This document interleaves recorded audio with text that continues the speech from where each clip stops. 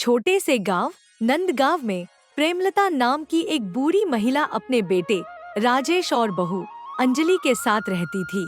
राजेश हर सुबह अपने खेतों में काम करने जाता था। प्रेमलता रोज गांव के शिव मंदिर जाती थी। एक दिन मंदिर में उसे अपनी पुरानी सहेली कलावती मिली।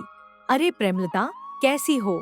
अरे कलावती, तुम तो बहुत दिनों बाद मिल रही हो। हाँ प्रेमलता, सुना है तुम्हारे बेटे राजेश की शादी हो गई है। सब कैसा चल रहा है? तुम्हारी बहू अंजलि कैसी है?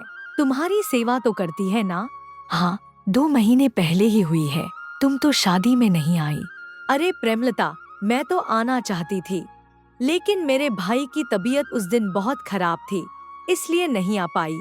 अच्छा, कोई बात नहीं। और बताओ ना प्रेमलता, बहू कैसी है? मेरी बहू तो लाखों में एक है। उसे घर के सारे काम आते हैं। मेरी बहुत सेवा करती है। मुझे एक काम तक को हाथ नहीं लगाने देती। रोज गर्मागर्म भोजन पहले मुझे परोसती है, फिर बाद में दोनों पति पत्नी खाते हैं। सारे घर को बहुत अच्छी तरह से संभाल लेती है। मेरी बहुत ही अच्छी है। मुझे अपनी माँ की तरह ही समझती है। अरे प्रेमलता, तेरे तो भाग्य खुल गए जो इतनी अच्छी बहू मिली। चलो भाई, यह तो बहुत बढ़िया हो गया। अब तुम्हें कोई फिक्र करने की जरूरत नहीं, इतनी अच्छी बहू जो मिली है। हाँ कलावती। इसके बाद कलावती वहाँ से चली गई और प्रेमलता चिंता में पड़ गई। वह सोचने लगी, मुझे जल्दी से घर जाना होगा। फिर प्रेमलता घर की ओर निकल पड़ी। घर पहुँचने के बाद प्रेमलता की बहू अंजलि ने उसे देखते ही ताना मारा।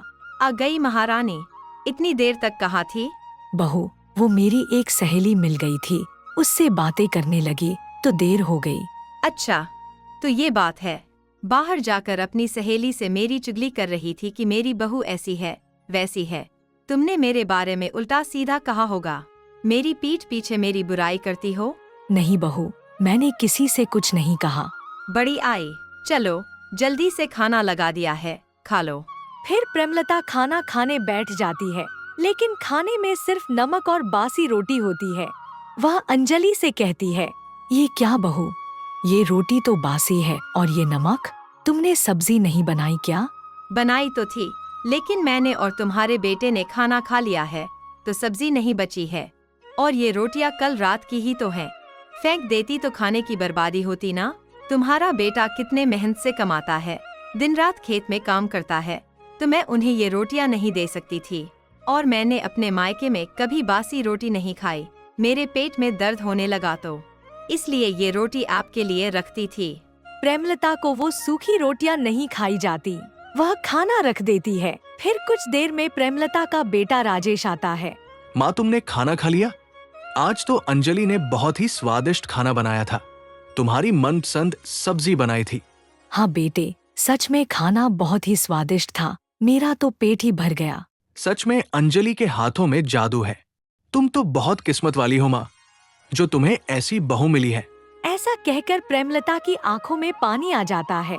वह सोचने लगती है, जो बेटा बहू के मुंह में अंधा हो चुका है, उसे कुछ भी कहने का क्या फायदा। मैं कुछ भी कहने जाऊंगी तो बहू मुझे ही 4 बातें सुना देगी कि मैंने पति पत्नी में झगड़ा लगा दिया। क्या बात है माँ, क्या सोच रही हो? परेशान भी दिख रही हो। कुछ नहीं बेटे, मेरे पैरों में बहुत दर्द हो रहा है। मुझे जरा मालिश का तेल दे दो, मैं लगा लूंगी तो थोड़ा आराम मिल जाएगा। ये क्या माँ, सामने ही तो रखा है, तुम इतना भी नहीं कर सकती? मैं अभी अभी काम पर से आया हूँ, बहुत थका हुआ हूँ, मैं सोने जा रहा हूँ। इतना कहकर राजेश वहाँ से चला जाता है। प्रेमलता को बहुत बुरा लगता है। वह अपने पति को याद करते हुए कहती है, काश आप मुझे छोड़कर नहीं गए होते। आप क्यों चले गए? अगर जाना ही था तो मुझे भी अपने साथ लेकर जाते, तो आज मेरा ये हाल नहीं होता। देख रहे हो अपने बेटे को, जो अपने पत्नी के प्यार में इतना अंधा हो चुका है कि उसे अपनी माँ की तकलीफ नहीं दिखती। मैं उसे बहू के बारे में कुछ भी कहती तो वह अपनी पत्नी की ही तरफदारी करता है। आज तक उसने मेरी कभी कोई बात नहीं मानी। क्या बात है अंजलि, बहुत थकी थकी सी लग रही हो। हाँ, मेरे पैरों में बहुत दर्द है और सिर में भी। दिन भर काम करके थक जाती हूँ। आपका ख्याल रखना, माँ जी के खाने पीने का ख्याल रखना और उनकी दवाइयों का भी ख्याल रखना और घर का काम। दिन भर मुझे बहुत सारे काम होते हैं। माँ जी को क्या है, वो दिन भर सिर्फ आराम फरमाती है, ये नहीं कि मेरा थोड़ा हाथ बटा दे। अच्छा उसकी छोड़ो, मैं तुम्हारा सर और पाँव दबा देता हूँ। मैं हूं ना तुम्हारा ख्याल रखने के लिए। तुम चिंता क्यों करती हो? तुम्हें परेशान देख मैं भी परेशान हो जाता हूँ। तुम परेशान होती हो तो मुझे बिल्कुल भी अच्छा नहीं लगता। माँ का क्या है, वो तो आज है कल नहीं, उनकी उम्र हो चली है, उनकी छोड़ो। ये सारी बातें प्रेमलता सुन लेती है। उसकी आंखों में पानी आ जाता है।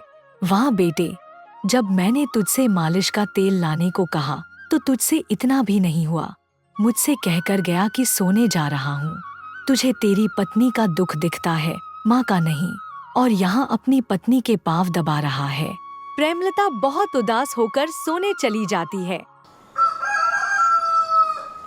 फिर अगले दिन अंजलि राजेश से कहती है, सुनिए जी, मेरे रिश्तेदार के यहाँ आज शादी है, मुझे शादी में जाना है। मुझे एक बहुत अच्छी महंगी सी साड़ी चाहिए और कुछ गहने भी। मेरे पास बहुत कम गहने हैं, मुझे शादी में सबसे अच्छा दिखना है। अंजलि, इतने पैसे नहीं है मेरे पास। तुम्हारे पास तो बहुत सारी साड़ियां हैं, उसमें से कोई पहन लेना। और वैसे भी शादी तो तुम्हारे बहुत दूर के रिश्तेदार की है। ठीक है, मत दिलाओ, मैं कोई पुरानी सी साड़ी पहन लूंगी। सोच लो, शादी में इतने लोग होंगे, मुझे पुरानी साड़ी में देख औरतें बातें बनाएंगी, आपकी ही बदनामी होगी। और अगर मैं नई साड़ी और बहुत सारे गहने पहन कर गई तो आपका ही नाम होगा कि देखो अंजलि का पति अंजलि को कितने ठाट से रखता है। इतने पैसे कहाँ से लाऊंगा मैं? मेरे पास एक तरकीब है, तुम्हें नहीं पता, लेकिन तुम्हारी माँ के पास बहुत पैसे हैं। वो कभी अपनी अलमारी की चाबी मुझे नहीं देती। शायद उसने उसमें बहुत सारा पैसा छुपा रखा है, उससे वह सारा पैसा निकाल लेते हैं। लेकिन मैं उनसे कहूंगा क्या? पर मुझे नहीं लगता उनके पास कोई पैसे हैं, थोड़े बहुत होंगे। तुम उनसे कहना कि पिछले साल जमींदार से कुछ पैसे ब्याज पर लिए थे और अब तक चुकाया नहीं है। जमींदार उस पैसे के लिए रोज आकर धमका रहा है। इतना सब कहने के बाद भी अगर आपकी माँ ने पैसे नहीं दिए तो उसे भी से हम घर से निकाल देंगे। कोई माँ इतनी कठोर नहीं रह सकती कि अपने बेटे को तकलीफ में देखकर भी पैसे ना निकाले। अगर फिर भी उन्होंने पैसे नहीं निकाले तो हम उन्हें घर से बाहर निकाल देंगे। फिर तो इस घर में रहने का कोई अधिकार नहीं। ठीक है, मैं उनसे बात करके देखता हूँ। फिर राजेश प्रेमलता के पास जाकर मुंह लटका कर बैठ जाता है। प्रेमलता पूछती है, क्या बात है बेटे, बहुत परेशान लग रहे हो? क्या बताऊं माँ, आपको नहीं पता, लेकिन मैंने जब आप बहुत बीमार थी तब जमींदार से कर्जा लिया था। अभी तक मैं चुका नहीं पाया हूँ। जमींदार मुझे रोज धमकाता है, परेशान करता है, और मैं कहाँ से उसके पैसे चुकाऊंगा? खर्च अभी इतना ज्यादा आ गया है कि कोई पैसा ही नहीं बच पाता। इतने कम फसल में घर चलाना और आपकी दवाई का खर्च उठाना, मेरी तो कुछ समझ में नहीं आ रहा है। मैं क्या करूं? जमींदार आज मुझे घर से बाहर निकालने की धमकी देकर गया है। उसे पैसे नहीं मिले तो हमारा घर ले लेगा। माँ, तुम इतना परेशान मत हो बेटा, मेरे पास कुछ पैसे हैं जो तुम्हारे पिताजी ने बुरे समय में काम आएंगे, इसी वजह से मुझे दिए थे, और इससे बुरा समय क्या हो सकता है। तुम वो पैसे ले लो और जमींदार का कर्ज चुका दो। ज्यादा तो नहीं है मेरे पास, लेकिन तुम्हारी कुछ तो मदद हो ही जाएगी। और फिर प्रेमलता पैसे दे देती है। अंजलि बहुत खुश हो जाती है और उन पैसों से साड़ी खरीद लेती है। कुछ दिन ऐसे ही गुजर जाते हैं। एक दिन अंजलि सोचती है, इस बुढ़िया का कुछ करना पड़ेगा। परेशान हो चुकी हूँ मैं इससे। मैं इस घर पर केवल मेरा अधिकार चाहती हूँ। इस बुढ़िया को जब भी देखती हूँ मेरा खून खौल उठता है। पता नहीं ये कब मरेगी, ऊपर से इसकी दवाई का खर्च। एक दिन घर में काम करते हुए अंजलि जानबूझकर जमीन पर गिर जाती है और दर्द से कराहने लगती है। राजेश तुरंत भाग कर आता है। क्या हुआ अंजलि? मुझे बहुत चोट आई है, माँ जी ने मुझे धक्का दिया। प्रेमलता यह सुनकर सन्न रह गई। यह क्या बोल रही है बहू, मैंने तुम्हें धक्का नहीं दिया। आपकी माँ कितना झूठ बोल रही है। मैं क्या नाटक कर रही हूँ? मुझे सच में बहुत चोट आई है, बहुत दर्द हो रहा है। ये क्या है माँ, आपने उसे क्यों गिराया? आप देखकर नहीं चल सकती थी? जानता हूँ आप इसे खास पसंद नहीं करती, लेकिन ये क्या तरीका हुआ? उसे कितना दर्द हो रहा है, ऊपर से आप उस पर झूठा इल्जाम लगा रही हो। वो बेचारी दिन भर कितना काम करती है। वो जानबूझकर अपने आप को चोट क्यों पहुंचाएगी? जरा सोच समझ कर बोला करो। अंजलि, तुम चलो यहाँ से, अब तुम आराम करो, सारा काम माँ संभालेगी। ऐसा कहकर राजेश अंजलि को लेकर अपने कमरे में चला जाता है। प्रेमलता को इतना बुरा लगता है कि उसे रोना आ जाता है। कमरे में जाकर अंजलि राजेश से कहती है, मुझे बहुत डर लग रहा है। आपने देखा नहीं आज माँ जी ने मेरे साथ क्या किया। मुझे लगता है वो मुझे मार देना चाहती है। आपको नहीं पता, जब आप घर पर नहीं होते हो तब माँ जी मुझे से ठीक तरह से बात तक नहीं करती, हर वक्त मुझे ताना देती है। आपकी माँ है इसलिए मैं सह जाती हूँ। मुझे बहुत बुरा लगता है। आज तो उन्होंने हद ही कर दी। अगर आज मुझे सर पर कहीं चोट लग जाती तो मैं मर ही जाती। ऐसा क्यों बोलती हो अंजलि? मरे तुम्हारे दुश्मन, मरने की उम्र माँ की है, तुम्हारी नहीं। मैं तुम्हें कभी कुछ नहीं होने दूंगा, मैं हूं ना। आप तो दिन भर काम पर रहते हो, आपको क्या पता चलेगा। अगर किसी दिन सच में उन्होंने मुझे मार दिया तो तब आप क्या करोगे? रह लोगे मेरे बिना? अंजलि, माँ ऐसा नहीं कर सकती, तुम ऐसा मत सोचो। आपको क्या पता कि आपकी माँ कैसी है। दिन भर मैं उनके साथ रहती हूँ, आपके सामने वो कुछ नहीं बोलती, अच्छा होने का दिखावा करती है। मैं कहती हूँ कि आज के बाद इस घर में या फिर माँ जी। अंजलि, मैं उन्हें इस उम्र में कहाँ भेजूं? मैं भी रोज की किटकिट से परेशान हो चुका हूँ। मेरी बात सुनो, हम उन्हें वृद्धाश्रम नहीं भेज सकते, नहीं तो लोग आपके बारे में क्या क्या बातें बनाएंगे। फिर क्या करें? उन्हें सीधा ऊपर ही भेज दो, ना रहेगा बास ना बजेगी बांसुरी। ये तुम क्या कह रही हो अंजलि? मैं बिल्कुल सही कह रही हूँ, मेरी बात ध्यान से सुनो। वैसे भी उनकी उम्र हो गई है, वो हमारे ऊपर बोझ ही बन गई है। देखते नहीं, उनकी दवा के चक्कर में हमारे कितने पैसे खर्च हो जाते हैं। कल को हमारे बच्चे होंगे, उनके लिए भी तो सोचना पड़ेगा। हमें अभी से पैसे बचाने पड़ेंगे। हाँ अंजलि, शायद तुम सही कह रही हो। वैसे भी उन्हें पिताजी की बहुत याद आती है, जब देखो तब उनकी तस्वीर के सामने रोती रहती है। वो भी तो यहाँ खुश नहीं है, उन्हें भी मुक्ति ही मिल जाएगी, और तुम भी यही चाहती हो। हाँ, तो क्या आप तैयार हो? मेरी बात मानेंगे? तुम्हारे लिए मैं कुछ भी करने को तैयार हूँ, तुम बस बोलो, करना क्या होगा?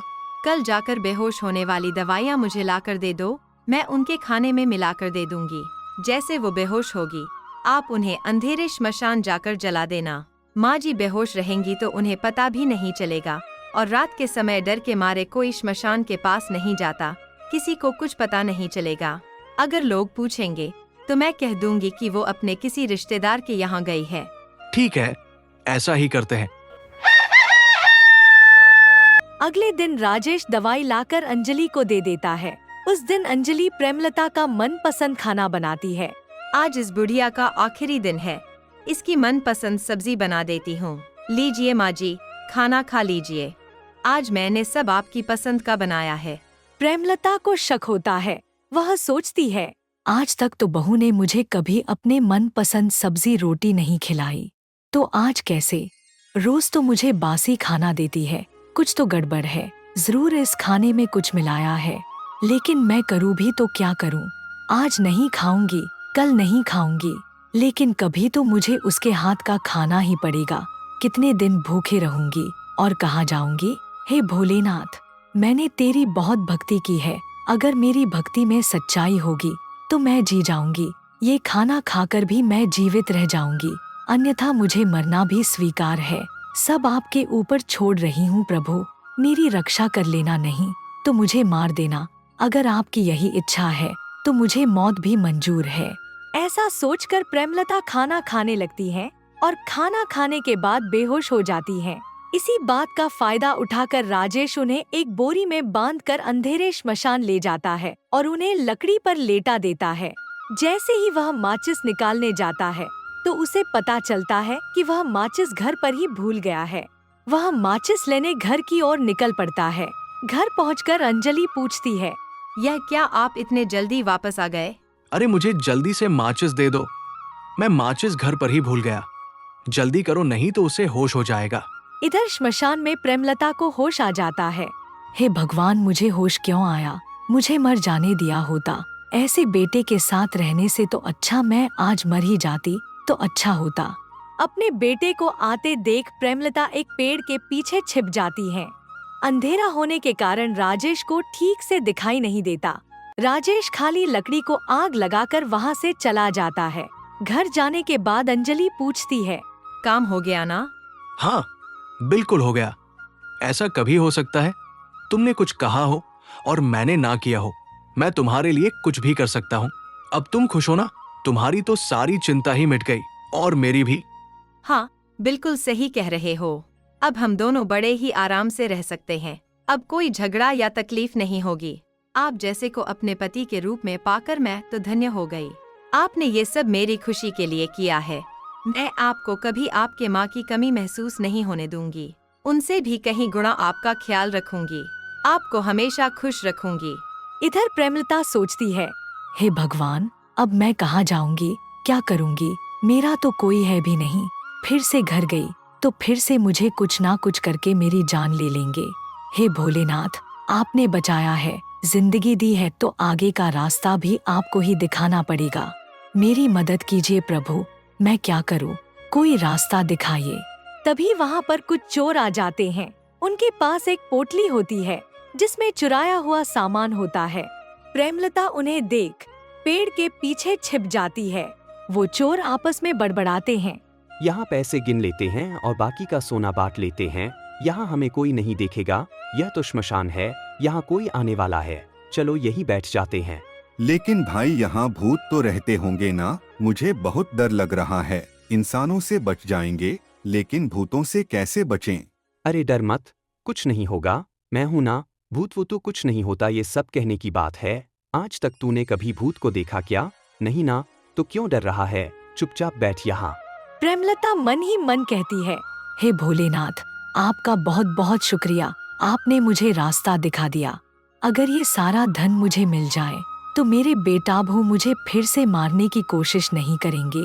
इस धन की लालच में वो मेरी सेवा करेंगे, मुझे कभी मारने की सोचेंगे भी नहीं। प्रेमलता उन चोरों को डराने के लिए पेड़ के पीछे से डरावनी आवाज निकालती है। आवाज सुनकर वो चोर बहुत डर जाते हैं और वहाँ से भागने लगते हैं। तभी एक चोर बोलता है, अरे हमारा सामान तो हम वहीं छोड़ आए। चलो सामान तो लेकर आते हैं। अरे सामान की छोड़, अपने जान की सोच। वैसे सामान तो हम और चुरा लेंगे, लेकिन जान चली गई तो क्या करेंगे? तू भूल गया हम श्मशान में हैं। यहाँ तो भूत रहते होंगे। तभी पेड़ के पीछे से प्रेमलता बाहर निकलती है। चोर उसे अंधेरे में देखकर और भी डर जाते हैं। तू सच कह रहा है भाई, यह तो चुड़ैल है। भागो यहाँ से, नहीं तो यह चुड़ैल हमें मार डालेगी। दोनों चोर वहाँ से भाग जाते हैं और फिर पैसे की पोटली प्रेमलता ले लेती है और सोचती है, मुझे आज रात यहीं रुकना पड़ेगा। आज की रात मेरे लिए श्मशान से सुरक्षित जगह और कोई नहीं है। अगर मैं अभी यहाँ से गई तो शायद वो चोर मुझे रास्ते में कहीं मिल जाए और यह पोटली मुझे वापस ले ले। मुझे यहीं रुकना पड़ेगा। वो चोर डर के मारे अब यहाँ नहीं आएंगे। मैं कल सुबह होते ही घर चली जाऊंगी। फिर अगली सुबह प्रेमलता अपने घर की ओर निकल पड़ती है और दरवाजा खटखटाती है। इतनी सुबह सुबह कौन आ गया? रुको, मैं देखता हूँ। जैसे ही राजेश दरवाजा खोलता है, उसके पैरों तले जमीन खिसक जाती है। उसके मुंह से आवाज तक निकल नहीं पाती। माँ, यहाँ कैसे? ये कैसे हो सकता है? क्यों रे नालायक, क्या हुआ? अब तेरे बोलती क्यों बंद हो गई? तुझे थोड़ी भी शर्म नहीं आई? जो तू अपने माँ को जिंदा जलाने चला था, तेरे जैसी संतान होने से अच्छा था भगवान मुझे बांझ ही रखता। मुझे माफ कर दीजिए माँ। मैंने अंजलि के कहने पर किया था। मेरा तुझे मारने का कोई इरादा नहीं था। तभी अंजलि वहाँ पर आ जाती है। प्रेमलता की पोटली से कुछ सोने के सिक्के नीचे गिर जाते हैं। अंजलि ये सब देख लेती है, सोचती है, बुढ़िया बच कैसे गई और उसके पास सोने के सिक्के कहाँ से आए? मुझे लगता है पोटली में और भी सोने के सिक्के होंगे। पता नहीं कहाँ से लेकर आई है। मुझे इस सोने के सिक्कों का पता लगाना पड़ेगा। मेरे पास इसके अलावा कोई रास्ता नहीं है। मुझे माफी मांगनी ही पड़ेगी। थोड़ा सा नाटक कर लेती हूँ। माँ जी, मैं आपके पैर पड़ती हूँ, मुझे माफ कर दीजिए। मुझे बहुत बड़ी भूल हो गई। मैंने गुस्से में आकर बहुत बड़ा गलत कदम उठा लिया। मुझसे अपराध नहीं पाप हुआ है। मुझे माफ कर दीजिए माँ जी। मुझे पता है मेरी गलती माफी लायक नहीं है। आपके जाने के बाद मुझे अपनी गलती का एहसास हुआ है। हम दोनों रात भर नहीं सो पाए।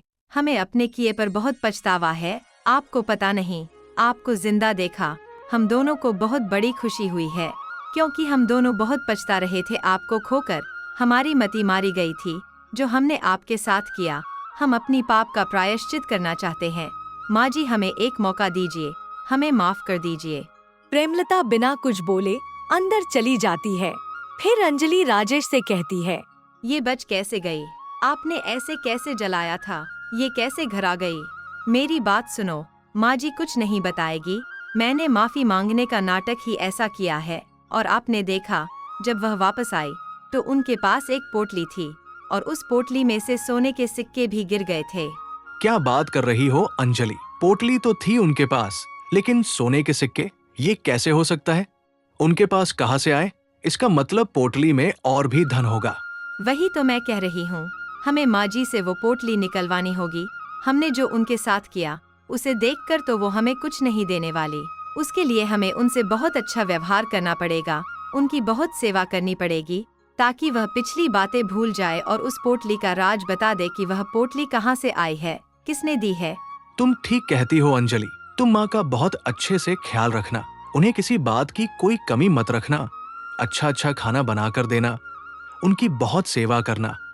ये काम तुम्हें ही करना पड़ेगा। मैं समझ गई मुझे क्या करना है। फिर क्या था, अगले दिन से ही प्रेमलता की सेवा शुरू हो गई। माँ जी, मैंने गर्मागर्म खाना लगा दिया है, आप खा लो। आपका मनपसंद खाना बनाया है।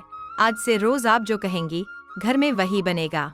मुझे तुझ पर बिल्कुल भी भरोसा नहीं है। पहले तू खा, फिर मैं खाऊंगी, और हाँ, मेरी थाली में से खा। ठीक है माँ जी, जैसा आप कहो, मैं खा लेती हूँ। फिर अंजलि थाली में से एक दो निवाले खा लेती है और बोलती है, अब तो खाना खा लीजिए माँ जी। अब तो मैंने खाकर दिखा दिया कि इसमें कुछ नहीं है। अब तो मुझ पर भरोसा कीजिए। हाँ हाँ ठीक है। प्रेमलता खाना खाने लगती है। फिर शाम को राजेश घर आता है और प्रेमलता से कहता है, कैसे हो माँ? आराम कर रही हो? तुम्हारी तबीयत तो ठीक है ना? तुम्हारे घुटनों में दर्द तो नहीं है ना? आप कहो तो मैं मालिश कर दूं। अरे नहीं बेटे, भोलेनाथ की कृपा से मैं एकदम स्वस्थ हूँ, कोई जरूरत नहीं, तू जा खाना खा ले। अंजलि, क्या तुमने माँ को खाना दिया? हाँ, माँ ने कब का खाना खा लिया है, आप खा लीजिए। ठीक है। और एक बात अंजलि, माँ को हमेशा सबसे पहले खाना देना, उनको दवाई भी खानी होती है। मेरी माँ को किसी भी बात की तकलीफ ना हो, और उनकी दवाई की पर्ची निकाल कर मुझे कल दे देना। कल शहर जाकर लेता आऊंगा। जी ठीक है। अगले दिन अंजलि प्रेमलता के पास जाकर बोलती है कि माँ जी, एक बात पूछूं, आपके पास जो पोटली है उसमें क्या है? वो तो एक राज है, जो समय आने पर ही बताऊंगी। तू जा यहाँ से, जाकर सो जा। माँ जी तो बता ही नहीं रही है कि आखिर उस पोटली में है क्या, और पोटली चुराने का कोई मौका भी नहीं छोड़ रही। मुझे लगता है और कुछ दिन इंतजार ही करना पड़ेगा और अच्छे से सेवा करनी पड़ेगी, तब जाकर बताएंगी। माँ जी, खाना बन गया है, खाना खा लीजिए। पहले तू खा, फिर मैं खाऊंगी, और हाँ, मेरी थाली में से खा। क्या आप रोज मेरा झूठा खाना खाएंगी? हाँ, जहर खाने से अच्छा है मैं झूठा खाना ही खा लूंगी, कम से कम जिंदा तो रहूंगी। प्रेमलता को समय से खाना और दवाई मिलने लगती है। प्रेमलता खुशी से रहने लगती है। एक दिन वो सोचती है, मैं अच्छे से जानती हूँ तुम दोनों मेरी सेवा क्यों कर रहे हो। तुम दोनों को मुझे लगाव थोड़ी है, तुम दोनों तो मुझे जिंदा जलाने वाले थे। कुछ दिन ऐसे ही बीत जाते हैं। फिर एक दिन अंजलि प्रेमलता से पूछती है, माँ जी, अब तो बता दीजिए इस पोटली में क्या है। अब तो आप थोड़ा भरोसा तो कर ही सकती हो। अच्छा ठीक है, मैं दिखाती हूँ। प्रेमलता पोटली खोलकर दिखाती है। उसमें बहुत सारे सोने के सिक्के होते हैं और पैसे भी होते हैं। यह देखकर अंजलि आश्चर्यचकित हो जाती है और अंजलि प्रेमलता से पूछती है, इतना सारा धन और पैसा कहाँ से आया, किसने दे दिया? जब राजेश मुझे आग देकर वहाँ से चले गया था, तब वहाँ आग से एक देवता प्रकट हुए और उन्होंने ही मुझे ये सब दिया। माँ जी, आपने इतना सा ही धन क्यों मांगा, और मांगना था आपको तो? मेरी उम्र हो गई है ना, मैं ज्यादा धन उठाकर कैसे लाती, इसलिए जितना उठा सका उतना धन में ले आई। अच्छा ठीक है माँ जी, मैं जाती हूँ, कुछ चाहिए होगा तो आवाज दे देना मुझे। आज ही सुनते हो, मैंने उस पोटली के बारे में पता लगा लिया है। फिर अंजलि राजेश को सारी बात बता देती है। माँ जी के पास तो दिमाग ही नहीं है जो इतना शाही धन लेकर आई है। मेरे पास एक तरकीब है। आज रात को तुम मुझे चिता पर लेटाकर आग लगा देना और घर आ जाना। जैसा कि माँ ने बताया था, आग के देवता को पता चल जाता है कि इंसान जिंदा है या नहीं, और फिर वो मुझे मरने नहीं देगा और प्रकट हो जाएगा, और फिर उससे ढेर सारा धन मांग लूंगी। फिर सुबह घर आ जाऊंगी, फिर तो इस बुढ़िया का काम तमाम कर देंगे। इसकी सेवा करने की जरूरत नहीं पड़ेगी आपको। रोज दूसरों के यहाँ काम पर नहीं जाना पड़ेगा। हाँ, तुम सही कह रही हो, पर मैं भी वहाँ पर रुकूंगा। पर तुम्हें देखकर वो देवता प्रकट नहीं हुए तो इतनी मेहनत करने का क्या फायदा रहेगा। नहीं, तुम घर आ जाना तुरंत और माँ जी को इस बारे में बिल्कुल मत बताना। अच्छा ठीक है, नहीं बताऊंगा। फिर दोनों रात को वैसा ही करते हैं। राजेश अंजलि को आग लगाकर घर आ जाता है और फिर सुबह हो जाती है। अंजलि अभी तक घर नहीं आती है। राजेश परेशान हो जाता है और फिर प्रेमलता राजेश से अंजलि के बारे में पूछती है। राजेश बोलता है, माँ, उस दिन तो तुम इस समय तक शमशान से वापस आ गई थी ना? हाँ, मैं तो आ गई थी, पर तुझे आज क्यों जानना है? और बहू कहाँ है? अरे माँ, तुम्हारी बहू तो तुम्हारी बात सुनकर कल रात शमशान गई थी, और जैसे मैंने तुम्हें आग लगाकर घर आ गया था, उसे भी आग लगाकर घर आ गया था। उसने कहा था वो तुमसे भी ज्यादा धन मांगकर लाएगी, पर देखो अभी तक नहीं आई। हे भगवान, ये तुमने क्या कर दिया?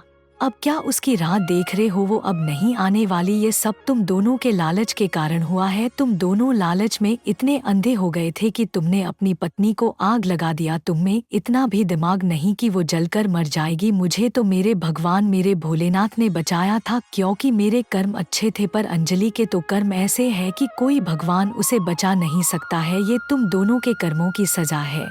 और उस दिन की सारी घटना राजेश को बताती है कि उसे वो पोटली कैसे मिली थी। राजेश अपना सिर पकड़ लेता है और जोर जोर से रोने लगता है। अगर आप भी मेरी तरह भोलेनाथ के भक्त हो तो वीडियो को लाइक करके चैनल को सब्सक्राइब कर लीजिए और कमेंट में हर हर महादेव टाइप कर दीजिए। धन्यवाद।